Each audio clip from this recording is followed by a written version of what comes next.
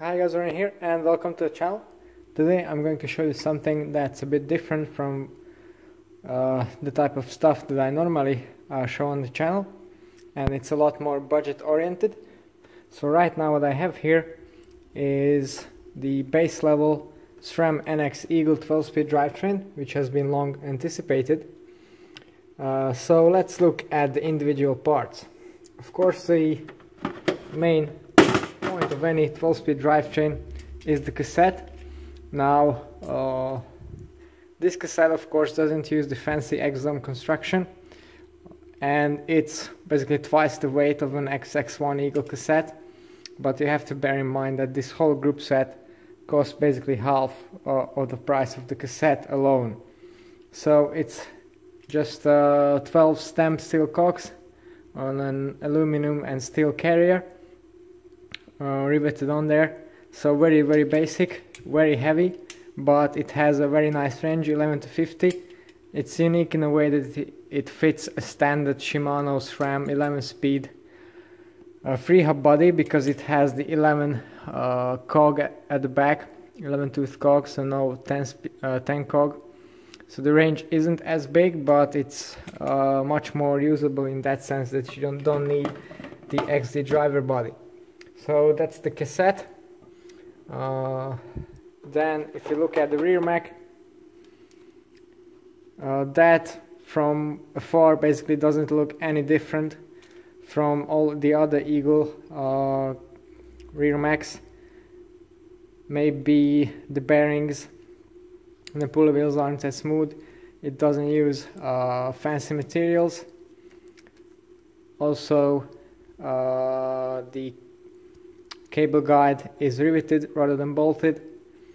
It uses an all steel and aluminum construction, of course no carbon at this price point, but function wise it's all compatible and cross compatible with every other Eagle model. So if you whack your GX X01 rear mac, then you can have a cheap replacement. Of course it's going to be heavier as well, but I don't think that performance wise it's going to be much different. What is notable is that for some reason with the NX you don't get the cage tension adjustment, the little plastic tool, which is a bit weird because it uses the same principle. But if you have this fitted at the SRAM dealer, then you probably already have one, so that's not really an issue. And then if you look at the shifter, then again this is a standard little plastic unit. Of course it's not going to feel as precise as the higher end models, but actually if you are a proper weight weenie, then I have to tell you this is actually lighter than, for example, an XX1 shifter, at least according to a review I've seen.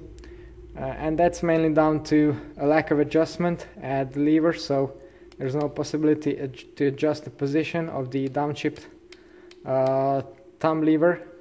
And of course it's made out of nylon, not carbon fiber, so it's less stiff as well, less positive action, but still it's pretty fine. I mean, there's no way you're going to tell this is a very cheap group set. I think the performance will be very good for this price point, and you still get the compatibility with standard clamps, but also the matchmaker system, so there's nothing skimped on there. And then of course the last part of it is the chain. Now again, no hollow pins here, no fancy coatings, but other than that, apart from the weight, I think it's going to last probably not as long, but if you consider the price, this is again probably 1/3 of the price of an XX1 chain. Then perhaps for a winter option when you're not racing, it's going to be a good complement for your Eagle drivetrain. As I said, they're all cross compatible with each other, so all levels from XX1 to NX, they're all compatible. And I think this drivetrain right here is a good option, for example, for a winter bike, commuter bike with flat bars, hybrid bike, or anywhere where you want wide range at not a high cost, and the weight doesn't really matter all that much.